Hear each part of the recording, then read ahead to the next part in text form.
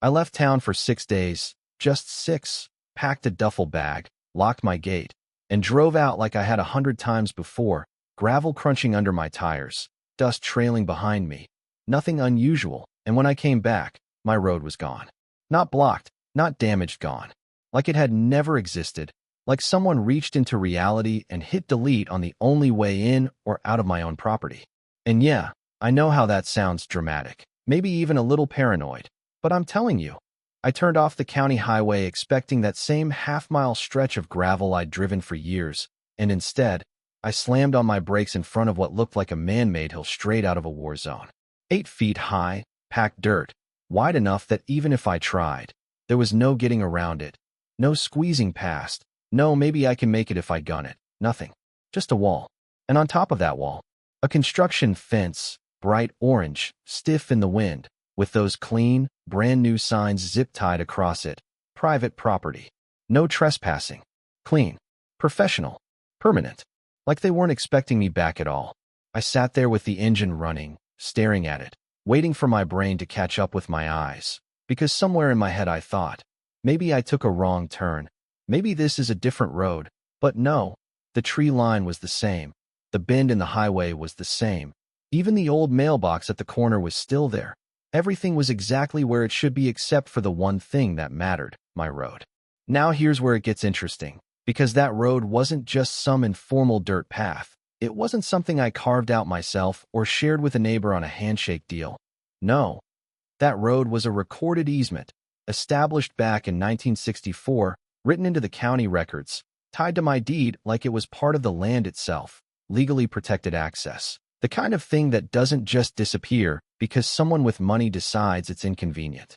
My property sits on about 9 acres, tucked away at the end of that easement, quiet, private, the kind of place people say they want until they realize it comes with actual distance from everything. And for years, that road was the only way in. No side access, no alternate entrance, no backup plan, just that one stretch of gravel connecting me to the outside world.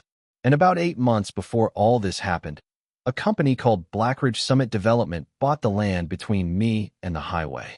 Big project, luxury homes, mountain views, gated community, the whole brochure fantasy. And leading that operation was a guy named Darren Cole.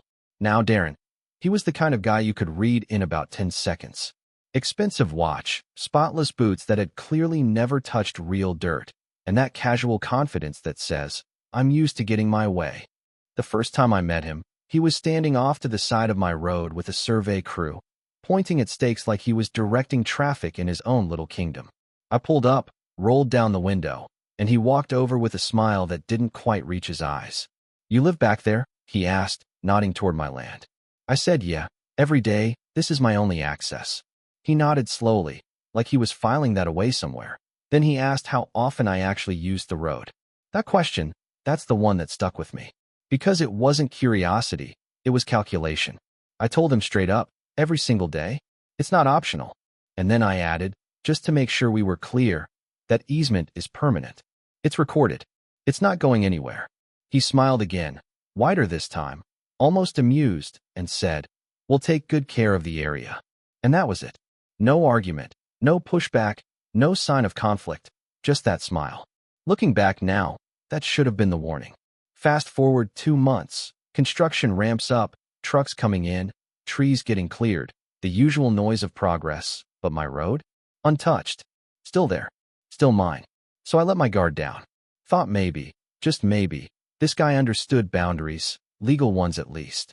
Then I left town. 6 days. And somehow, in less than a week, they didn't just block my access, they erased it. Because when I got out of my truck and walked closer to that dirt wall, I noticed something else, beyond the berm, where my gravel road should have continued. Everything was leveled. Flattened.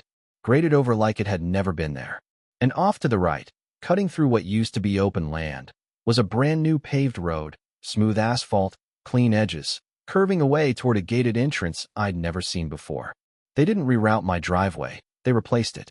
Rewrote the landscape like my existence was just a design flaw in their master plan. And that's when a security guard came walking over, high-vis vest, radio clipped to his shoulder, already shaking his head before he even got to me. You can't be here, he said, like he'd said it a dozen times already that day. I pointed past him, toward where my house sat unseen behind that berm. I live back there. He didn't even look. Just said, "There's no access back there anymore." And I swear, for a second, I almost laughed.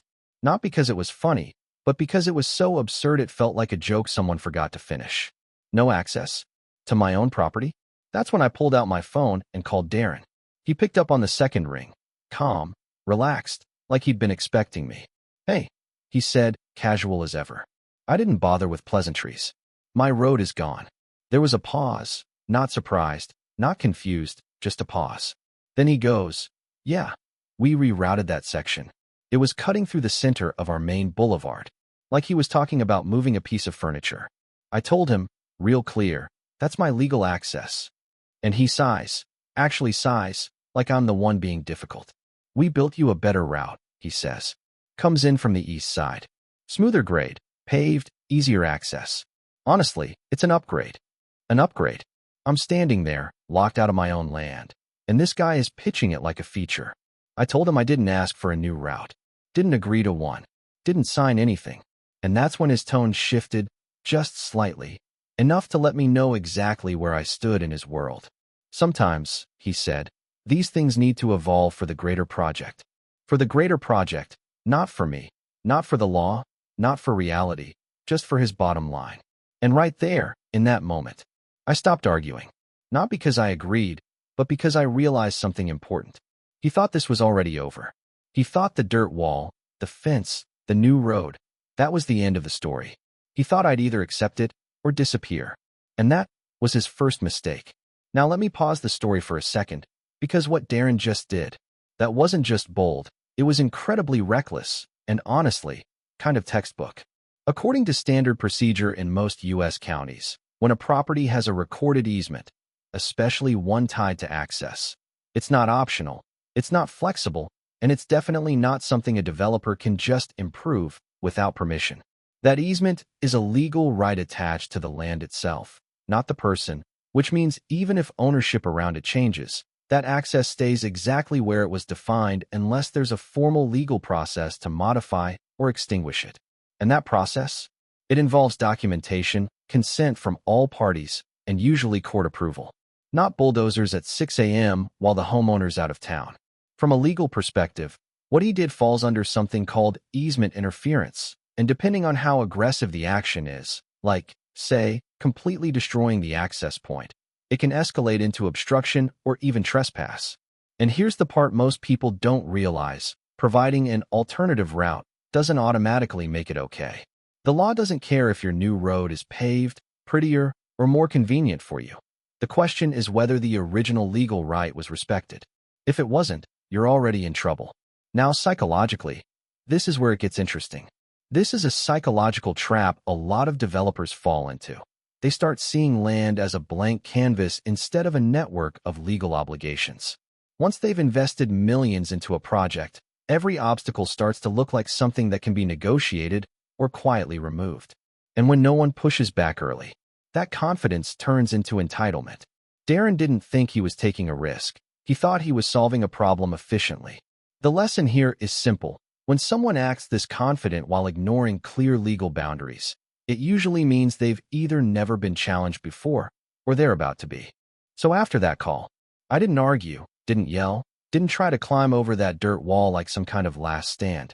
I just stood there for a minute, engine still idling behind me, wind hitting that cheap plastic fence, and I let it settle in. This wasn't a misunderstanding. This was a decision. A calculated one. And if Darren thought I was about to react emotionally, make a scene, give him something to dismiss, he was about to be very disappointed. Because instead, I got back in my truck, reached over to the passenger seat, and grabbed the folder I always keep there. Yeah, I'm that guy, copies of my deed, old surveys, county records, everything tied to that property going back decades. Not because I expected a fight, but because I've learned something about land. If you don't know exactly what you own, someone else will try to define it for you. I flipped through until I found it. The easement document, stamped, recorded, dated, clear as day. Then I started taking photos. Everything. The berm, the fencing, the signage, the graded land where my road used to be. Even the new paved street cutting off in the wrong direction like it was trying to pretend it belonged there. Wide shots, close-ups, angles that showed context. I wasn't documenting damage. I was building a timeline. Then I made one call. Rebecca Lawson. Now Rebecca, she's not the kind of attorney who wastes words. I'd worked with her once before on a boundary issue years back, and I remembered two things about her. She doesn't bluff, and she doesn't lose her cool unless something is very, very wrong. She picked up, I told her what happened, sent over the photos and the easement doc, and there was this pause. Not confusion, not hesitation, just silence while she processed it. Then she goes, real calm. They did what? I repeated it. And when she spoke again, her tone had changed, colder, sharper. That's not a dispute, she said. That's interference. Potentially willful. And right there, I knew. This wasn't going to be a negotiation. Within hours, she had filed an emergency motion. Not next week. Not, we'll see what happens, that afternoon. Because when access to your property is blocked, especially your only access, the court doesn't treat that as a minor inconvenience. It treats it like a denial of use. And judges don't like that. 18 hours later, I'm standing in a courtroom, still wearing the same boots from the day before, dust on the sides, paperwork in hand, while across the room Darren walks in with his attorney like this is just another meeting on his calendar. Suit pressed, posture relaxed, still confident, still thinking this is manageable. Rebecca didn't waste time. She laid it out clean. Easement recorded, uninterrupted use for years, no consent given, no legal process followed, and then she showed the photos. One by one. The berm, the fence, the erased road. You could feel the room shift, because this wasn't abstract anymore. This was visible, measurable, real. Darren's attorney stepped in with the defense you'd probably expect. Your Honor, my client has provided an improved alternative access route. The plaintiff's property is not landlocked. In fact, access has been upgraded. Upgraded, they really liked that word. Like they could polish over the fact that they'd bulldozed a legal right. And for a second, the room went quiet. The judge leaned back slightly, fingers steepled, looking at the documents. Then he looked up at Darren's attorney and asked one question. Just one. Was the original easement extinguished through proper legal procedure? That was it. No long speech, no dramatic build-up, just that. And here's the thing about questions like that. They're not really questions. They're checkpoints. Either you pass or you don't. The attorney hesitated, just enough to tell everyone in the room what the answer was going to be. No, Your Honor. And that was the moment everything flipped. Because up until then, Darren still had options, arguments, interpretations, narratives, but once that answer landed, the law was clear. The judge nodded once, almost like he'd expected it, and then he ruled. Immediately, the court orders the defendant to restore the plaintiff's original access point to its prior condition within 72 hours. Failure to comply will result in contempt proceedings. 72 hours. Not a suggestion, not a timeline to negotiate a deadline. Then he added, the defendant will also be responsible for all legal fees incurred by the plaintiff, as well as any damages resulting from the obstruction of access.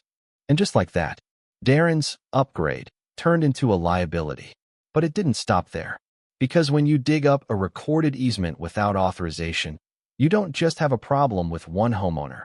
You get the county's attention. And counties, they don't move fast, but when they do move, they move wide. Within days, inspectors were on site. Not just looking at my road, looking at everything. Grading lines, drainage systems, setbacks, permits. All the little details that get overlooked when a project is moving fast and everyone assumes compliance is already handled. And what they found, let's just say my road wasn't the only thing that had been adjusted. Turns out, parts of their development had been graded beyond approved boundaries. Stormwater controls were installed outside permitted zones. Setback requirements, ignored in multiple sections. It was like pulling on a thread, and the whole thing started to unravel. Then came the notices. Bright red, posted across the site like warning flags. Stop work order. Not on one lot, on all of them. 15 home sites, frozen. Equipment parked. Crews sent home. Silence where there used to be noise. And if you've ever seen a development shut down mid-build, you know how fast the energy changes. Investors start asking questions. Timelines collapse. Costs spike. Confidence disappears. Because construction runs on momentum, And once that momentum breaks, it's hard to get it back. Meanwhile, I'm watching all of this from the same spot where that berm used to be. Because yeah, they met the deadline. 72 hours later, that dirt wall was gone. The fence? Gone. And slowly, piece by piece, they rebuilt my road exactly where it had been. Gravel. Great. Alignment. No improvements. No reroutes, just restoration. At their expense. Fully documented. Fully compliant. And the guy overseeing that restoration? Wasn't Darren. I didn't see him again after the hearing. Heard he stepped back from the project. Restructuring, they called it. But around here, we call that fallout. Because the truth is, once the legal issues became public, once the stop work orders hit, once investors realized this wasn't just a delay but a systemic problem, the project never recovered. Funding dried up. Lots sat unfinished. And that grand vision of a luxury community? It stalled out permanently. All because one guy looked at a legal boundary and decided it was optional. So yeah, that's how it ended. Not with some big cinematic showdown. Not with me standing on that road making a speech about justice. Just quiet. My gravel road back where it belonged, the dust settling like it always did, and a half-finished development sitting in the distance like a reminder that confidence, unchecked, has a price. And if you're listening to this thinking, well, that's obvious. Of course they were wrong. I get it. From the outside, it feels clear. But here's the thing. Situations like this don't start with obvious mistakes. They start with small assumptions, little mental shortcuts. A guy like Darren doesn't wake up one morning and say, I'm going to violate property law today. No, it builds. First it's, this road is inconvenient. Then it's, we can probably adjust it. Then it becomes, we'll offer an alternative, it'll be fine. And somewhere along that line, the law stops being a boundary and starts being an obstacle. And that's where things go sideways. The lesson here is, legal rights aren't suggestions. Especially when it comes to land. Easements, access points, recorded documents. Those things exist because land doesn't forget. Ownership changes, projects come and go, companies rise and fall, but what's written into that record? That sticks. And when you ignore it, you're not just taking a shortcut. You're stepping into a liability that compounds fast. Now, from a legal perspective, what saved me here wasn't luck, it was documentation. I had the easement. I had the survey. I had records going back decades. And more importantly, I acted immediately. That's something people underestimate all the time. They wait. They hope it resolves itself. They try to work it out informally. And sometimes that works. But when access to your property is cut off, time is not your friend. The longer you wait, the more the other side builds, invests, and reinforces their position. Acting fast isn't aggressive, it's protective. According to standard procedure, courts prioritize cases where someone's use of their property is being actively denied, which is why we got in front of a judge in less than a day. That urgency, that's leverage. But there's another layer to this, and it's not legal, it's psychological. This is a psychological trap that shows up in a lot of high-stakes projects. When people operate at scale, big budgets, big timelines, big expectations, they start to believe they can manage outcomes instead of respecting constraints. It's subtle. They don't think they're breaking rules, they think they're optimizing reality. And when no one challenges that mindset early, it grows. It turns into this quiet certainty that whatever they decide will eventually be accepted. Darren didn't think I'd fight back. Or if I did, he thought it would be slow, messy, maybe even too expensive for me to pursue. And honestly, that assumption probably worked for him before, just not this time. And that leads to something I want you to really think about. Power isn't just money or position, it's clarity. Knowing exactly what your rights are, having proof, and being willing to stand on it without hesitation. That changes the dynamic completely. Because once the facts are clear, once the law is on record, all that confidence on the other side, it starts to crack. Not all at once, but enough. Enough to shift the outcome. And here's the part most people don't talk about, the ripple effect. Darren didn't just make a bad call that affected me. He triggered a chain reaction that exposed everything else. That's how systems work. When one part is handled carelessly, it increases the odds that other parts are too. The county didn't go out there looking for problems. They went out there because they had a reason to look. And once they started looking, they found them. That's the risk of cutting corners. You don't get to choose which corner becomes the one that collapses everything. So if you own land, or you're thinking about it, or you're dealing with neighbors, developers, HOA boards. Any situation where boundaries matter, know your documents. Not vaguely, not, I think I remember something about that. Actually know them. Read them. Keep copies. Understand what's recorded and what's assumed. Because when something goes wrong, that knowledge is the difference between reacting emotionally and responding effectively. And if you're on the other side of that equation, building, developing, managing projects, respect the paper. Seriously, it might look like just another line on a survey, just another note in a report, but those lines carry weight. Legal weight, financial weight. And if you ignore them, you're not speeding things up. You're setting yourself up for a much bigger delay down the line. One that doesn't just cost money. It costs momentum, reputation, and sometimes the entire project. And maybe the biggest takeaway from all of this is that silence doesn't mean consent. Just because someone isn't arguing doesn't mean they've agreed. Sometimes it just means they're paying attention, gathering information, waiting for the right moment to respond. That's what I did. I didn't outshout him. I didn't outspend him. I just let the facts speak in the one place where they actually matter, the courtroom. So now I'll ask you, if you were in that situation, if you came home and found your access gone, replaced, rewritten without your permission, what would you have done? Would you try to negotiate? Would you accept the upgrade? Or would you take it all the way like I did? Let me know in the comments. I read more of them than you'd think. And if you found this story useful, not just entertaining, but something you actually learned from, go ahead and hit like. Maybe subscribe if you want more real stories like this, because trust me, this kind of thing, it happens more often than people realize.